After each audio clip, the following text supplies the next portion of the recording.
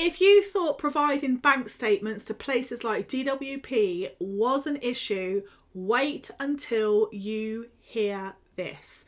I kid you not, I warned everybody about this about 18 months ago, and now it is just about to become law. Trust me well when I tell you nobody but nobody wants this, or indeed needs this. And in my humble opinion, this is a complete misuse of AI and of digital information and tech. Let's get straight into it. Now, I have been watching this with a vivid eye for the last few months, and I can tell you as of the 7th of November 2025, there has been an update, and I'm going to be providing you this in a moment from the House of Commons and everything else, so you can go and see that it is unfortunately not scaremongering. This is not clickbait. The government in a few weeks' time are going to have full authority, so it seems, to pull money straight from your personal bank account. And if you're in business, HMRC can do it from your business one. So how the hell can they do this? And by the way, I'm breaking you into this very, very slowly, because this is just like level 1 of the shock that you're going to have by the time you finish watching this video, because I am just lost for words. Under this new bill, which is just about to be passed before royal assent, states that up to 40% of monthly funds can be taken back from your personal bank account if DWP in particular think that fraud has occurred. And this is even without evidence, with no evidence. So I'm going to come on to it, so bear with me. And up to 20% when there is no proven fraud. And I know you'll be thinking, hang on a moment, but you just said without proving it, so let me make this sense for you. Got that one wrong. Let me make this make sense for you. Sorry guys, it's been a hell of a day, and after reading this, my head is like, what on earth is going on in the UK? Everyone is going to be eloping somewhere else, I'm sure. I'm of course talking about the horrendous, and it is horrendous, Public Authorities Fraud, Error and Recovery Bill. At this point, I'm just going to tell you that I am going to rename this the Poverty Bill. This is an attack on poverty. That is what I think. Now, this is at that horrible red colour stage, which means this. It's passed, the bill has started in the House of Commons, it's gone in the House of Lords, and it is in its final stages before it gets to royal assent. Once it gets to royal assent, let me just tell you now, I personally think everybody is screwed at this point. Now, you might think, Ali, that's a little bit strong, but let's not forget, I am the person that used to work for the Department of Work and Pensions. I am the person that was advised by their trade union to take legal action against them because they had failed in implementing every single one of their disability policies, trigger points, reasonable adjustments and all the rest of it, that put me through 4 years of hell. And by the way, if you want to support me on that, please have a little look at my GoFundMe page, because I am taking DWP to the appeal court, and if I have no success there, then it will be going to the High Court. I am not giving up on being victimised, because I have advocated my civil and legal right for disability discrimination against a government agency that practices and engages in entirely unlawful and harassing behaviour. By the way, those are 2 counts of my case that I won, so I can clearly sit here and tell you that is a case and fact in law. Moving swiftly back to this hellhole. Now, I went through this act, or this bill, sorry, it's not yet an act. I went through the bill. I've gone through every single piece of the amendments. You can get it down here. And of course, I am not legally, I'm not a lawyer, I'm not a barrister. This is not legal advice or anything like that. This is just my commentary and my interpretation of it, but it's pretty clear. So let me pull out the horrible parts of this so that you don't have to depress yourself and go and read it, because you will be depressed when they bring it in. And some of the things that I've heard, like, can DWP actually enter your house, which I thought actually a few months ago was absolutely not possible, is going to be possible when we deep dive into this bill. So let's get to it. So first of all, I am going to be literally addressing the very big elephant in the room, which is, of course, the bank statements. Now, true to DWP style, they've told us everything but the actual freaking truth about the bank statements. We've had things like, in fact, let's pull up some of your comments. Nobody has been given, in my opinion, an honest explanation from the hundreds and hundreds and hundreds of comments. And by the way, DWP, if you're watching, these are your customers coming onto YouTube to find out why the hell am I being asked for my bank statement. And instead of giving your customer, the general public, the taxpayers, the truth, you've shut them off with a whole load of complete and utter BS. Things like, we need to see if you're getting the right benefit. Everybody has to supply their bank statements. Of course, none of that was true, was it? The truth is this. You were hoping nobody would notice that you were silently actioning a fraud, error and recovery bill before it passed before royal assent. Not only that, you have been collecting data that technically you didn't really need to do, because when we look at this bill, it does clearly state that the UK state can now wait for this, the UK government can now directly instruct your bank to give them your bank statements. And no, they don't need your permission to do so. I mean, according to this bill, I can just see absolutely everybody withdrawing all of their money from banks at this point, because it gets worse. It gets worse. So just bear with me. And by the way, I'm taking this information directly from the amended report, just so you know. The government, DWP in particular, can request from banks account balances, all bank accounts a person holds in the UK, joint accounts, and transaction history with a minimum of 3 months required before action. And you might say, what do you mean, Ali? What do you mean before action? And here comes the corker. Bank, so that's your bank, my bank, are prohibited from informing the claimant for up to 3 months so that it doesn't affect any potential investigation. Now, this can be people on PIP, people who are on pension credit, people on ESA, LCWRA, limited capability for work, universal credit, pretty much. And not just benefits, I might point out. This is like wide. So this isn't just for people on benefits, but, you know, I'm just pointing out some of those because it seems that they've started with that demographic of people and are going through all of this information. Now, my big issue with this, so I'm just going to adopt the Karens who are going to be going, well, if you're not doing anything wrong and you've got nothing to hide, then you won't mind. What happens when an agency like DWP, because I've been in this position, don't do what legally they're meant to do by law, they're mandated by law to do? The next thing they're going to do is find a piece of information, as they did with me, that wasn't, well, find a piece of information that wasn't mine and then make it out that it was mine.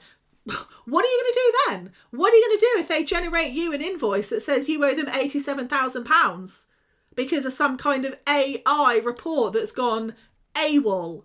What are you going to do then? This is everything that is wrong with this power. Too much.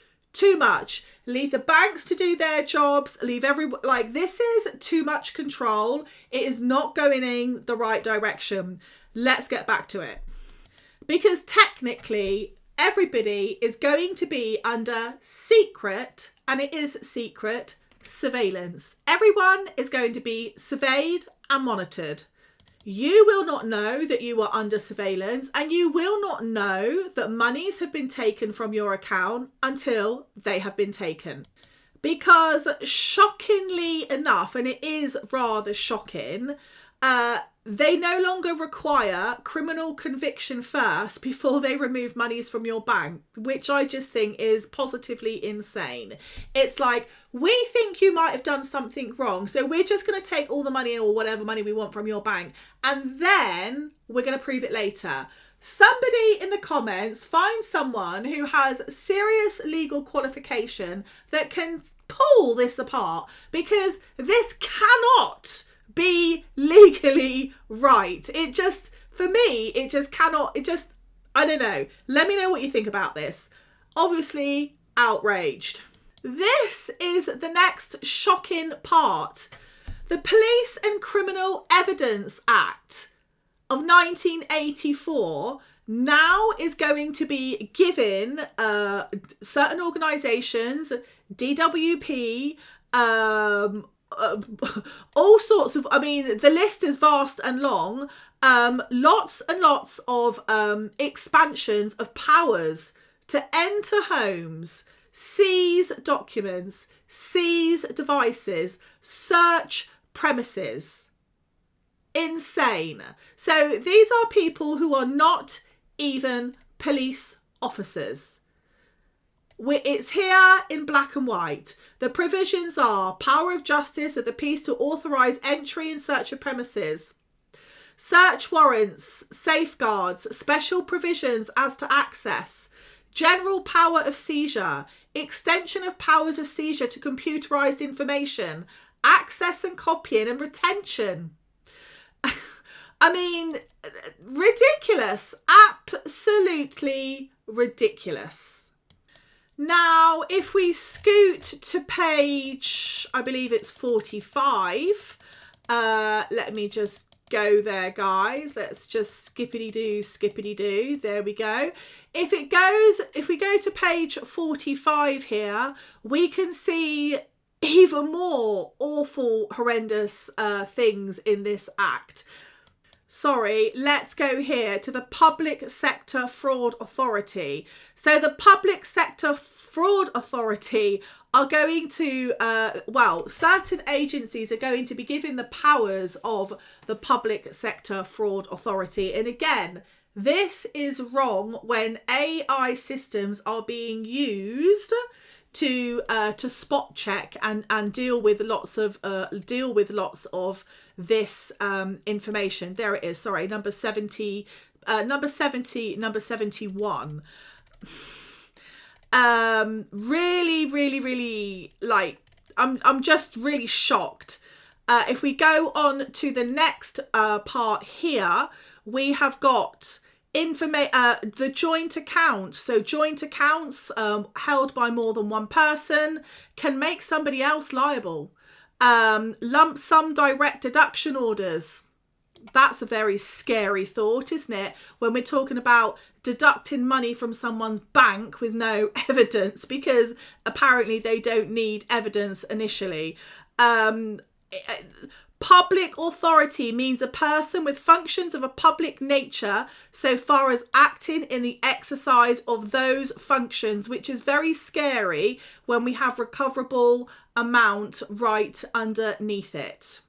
On top of that, there is a centralisation of fraud enforcement, and that centralisation is going to be governed and managed by AI and the PSFA, which is the Public Sector and Fraud Authority. Very, very, very, very, very scary, because this is what it means, guys. So it means more automated investigations. So we all know that means AI. And then we've got this horrible thing called more data matching, which again is AI. So if you do this or you do that, then you must be this type of a person doing that. Again, massive overgeneralization and stereotyping is never good when it comes to, wanting to be, subjective. Less human oversight or discretion.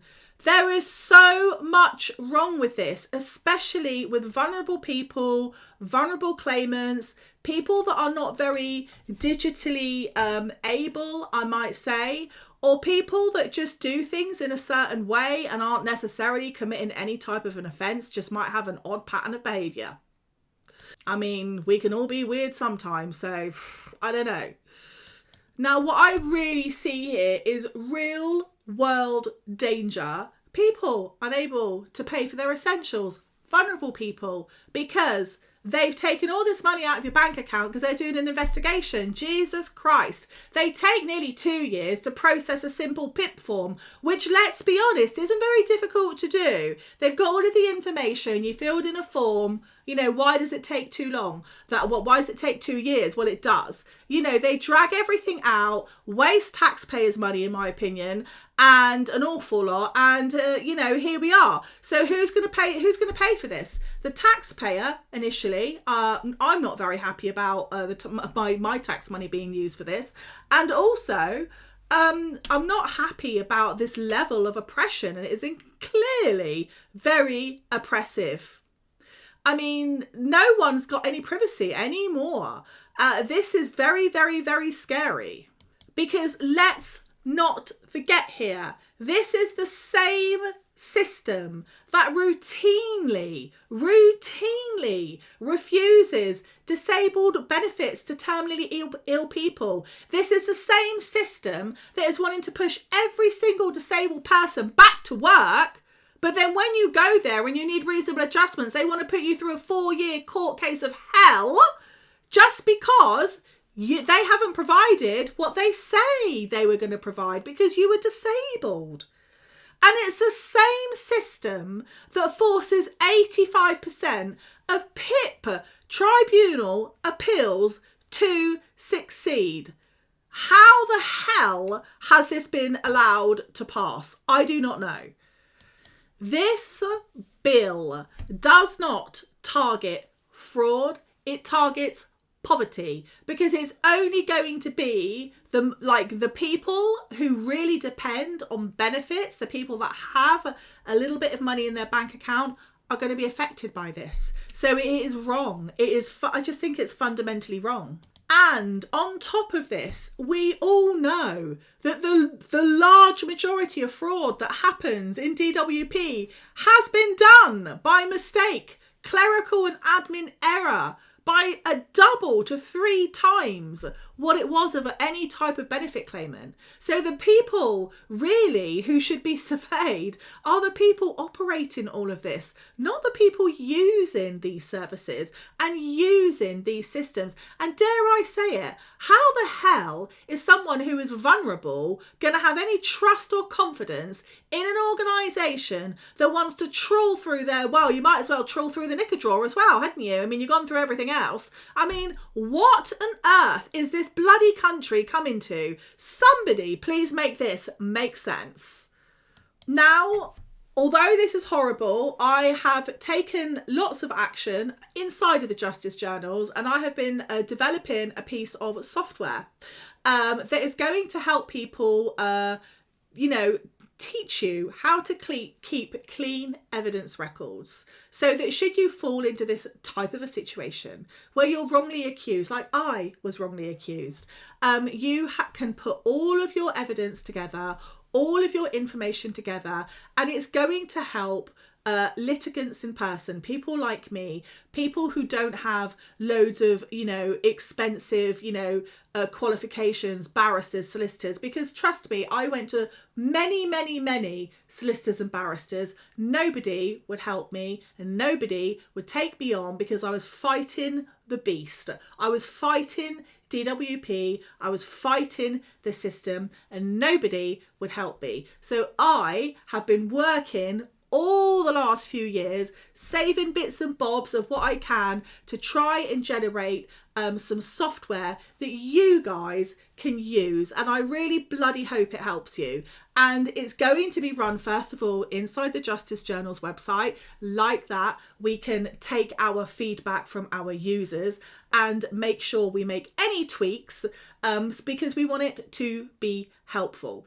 And also we have a little growing bunch of resources, I would say, that are going to train you to help you take legal advocacy for yourself, mandatory reconsiderations correctly, freeze enforcement, all of that type of thing. These are my resources that I have used when I have been put through hell and back by the Department of Work and Pensions, and I just want to be able to share that with you guys too, so that you do not have your life ruined and you feel that you have, you know, some sense of representation, because we seem to be right now in a quantum leap of dystopia in the UK, where we are within months all being shoved into digital this, digital that, secretly surveyed, and not a single bloody MP or anyone has actually asked us.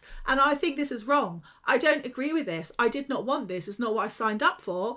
It's not what I want. And I'm pretty sure lots of other people do too, because this was meant to be the country where you are innocent until proven guilty, not guilty until proven innocent, not set up because you activated your rights as a disabled person or a person who doesn't have much money. You know, you shouldn't automatically be, you know, treated like you're some kind of a criminal just because you don't have, like, well, as much money as the top SEO managers at DWP and MPs. But, you know, it's just all very, very wrong. And in my 2 pence of this is I'm trying to do my bit to help people and support people and let you know, guys, you don't have to put up with this, and you should stand up for things that you don't agree with. You should call it out. You should say, no, I'm sorry, I don't agree with this. You know, this is not, like, I do not want this.